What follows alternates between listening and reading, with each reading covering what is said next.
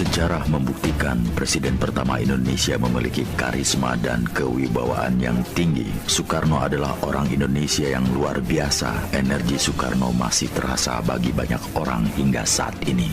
Kewibawaan Soekarno semasa memimpin bangsa Indonesia dikenal oleh dunia dengan kekhasannya, mulai dari pakaian, tongkat komando, peci hitam, kacamata, dan mustika cincin batu merah delima.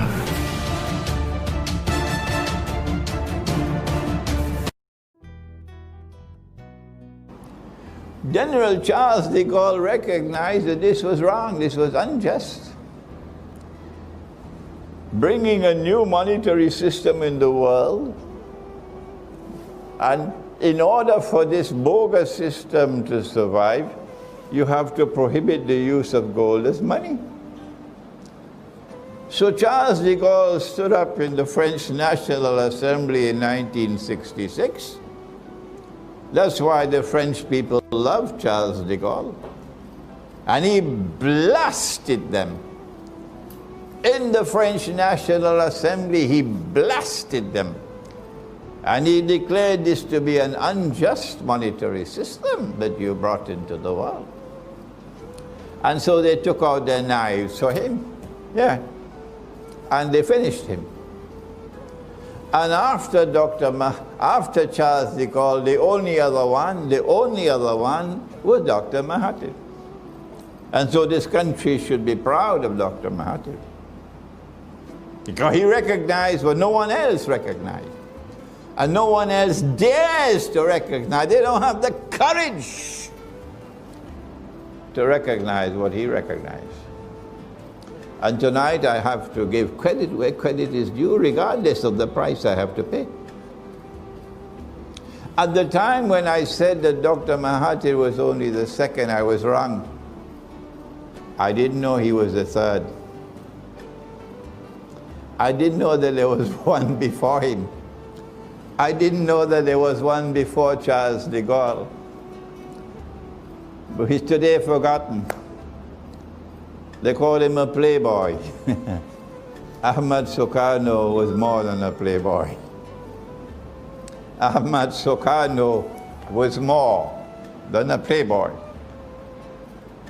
When Indonesia became independent, Ahmad Sukarno called in the ulama.